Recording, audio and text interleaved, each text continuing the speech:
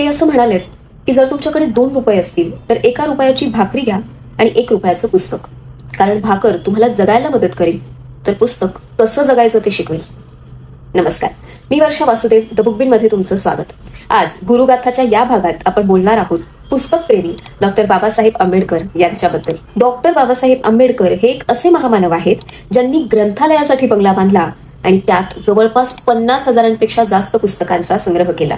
बाबासाहेब लहान असताना त्यांचे वडील रामजी बाबा हे त्यांच्यावर विशेष लक्ष देत असत. लहानपणापासूनच बाबासाहेबांना वाचनाची आवड होती. ते त्यांना हवी ती पुस्तकं आणून देत असत. कधी पुरेसे पैसे नसतील तर रामजी बाबा मुलींकडे जाऊन पैसे आणत आणि मग पुस्तकं विकत घेत. पण बाबासाहेबांच्या अभ्यासात खंड पडू देत नसे. तत्कालीन परिस्थितीत एका अस्पृश्य कुटुंबात दूरवर शिक्षणाचा कोणताही संबंध नसताना बाबासाहेबांच्या घरातील ही जागरूकता क्रांतिकारक होती. बाबासाहेब मॅट्रिक परीक्षेत पास झाल्यानंतर चाळीतील काही लोकांनी त्यांचा गौरव व्हावा म्हणून त्यांच्यासाठी एक सत्कार समारंभ आयोजित केला. याच समारंभात केळुस्कर गुरुजींनी बाबासाहेबांना गौतम बुद्ध यांचं चरित्र भेट म्हणून दिलं. हे पुस्तक वाचल्यानंतर आंबेडकरांवर गौतम बुद्धांच्या तत्वज्ञानाचा मोठा प्रभाव पडला आणि त्यांनी गौतम बुद्ध यांना आपले गुरु मानले. कोलंबियामध्ये MA आणि PhD करत असताना त्यांनी जातीय व्यवस्थेवर आपला पहिला मोठा प्रबंध लिहिला, जो होता castes in India, their mechanism, genesis and development. पुढे 1923 मध्ये त्यांनी the problem of the rupee हे पुस्तक लिहिले, ज्यामध्ये त्यांनी भारताच्या चलन आणि बँकिंग व्यवस्थेबद्दल विश्लेषण केले.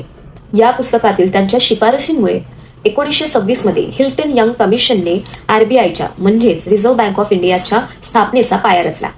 ते भारतात परतले, पण भारतातली परिस्थिती अजूनही तशीच होती. तेच जुनं वास्तव, अपमान, असमानता, अन्याय. यातूनच त्यांच्यातील लढवय्या नेता जगासमोर आला. ते बहिष्कृत भारत आणि इतर वर्तमानपत्रातून लेख लिहू लागले, प्रश्न विचारू लागले, चळवळी उभ्या करू लागले. शोषित, दलित, कामगार, स्त्रिया ज्यांचा आवाज कोणीच ऐकत नव्हते, त्यांचा आवाज झाले. त्या काळात त्यांनी लिहिलेली पुस्तकं म्हणजे annihilation of caste, who were the Shudras, states and minorities, thoughts on linguistic states ही केवळ ग्रंथ नाहीत, तर भारताच्या सामाजिक राजकीय संरचनेवर केलेली शस्त्रक्रिया आहे. आणि मग 1947 साली भारत स्वतंत्र झाला.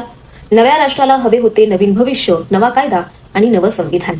त्यामुळे संविधान सभेच्या मसुदा समितीचे अध्यक्ष म्हणून डॉक्टर बाबासाहेब आंबेडकरांची निवड केली गेली आणि त्यांनी संविधान लिहिलं, ज्यात धर्म, जात, लिंग, वर्ग यांच्या पलीकडे नागरिक म्हणून प्रत्येक माणसाला समान हक्क मिळवून दिला.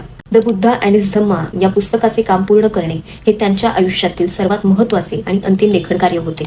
डॉक्टर बाबासाहेब आंबेडकरांनी भारतीय नागरिकाला केवळ संविधान नाही, तर आत्मसन्मानाचा अधिकार दिला आहे. विचार करण्याची, प्रश्न विचारण्याची, अन्यायाविरुद्ध उभं राहण्याची हिंमत दिली आहे. तुम्ही डॉक्टर बाबासाहेब आंबेडकरांचं कोणतं पुस्तक वाचलं आहे हे मला कॉमेंटमध्ये नक्की सांगा. पुन्हा भेटूया. वाचत रहा, विचार करत रहा. जय भीम.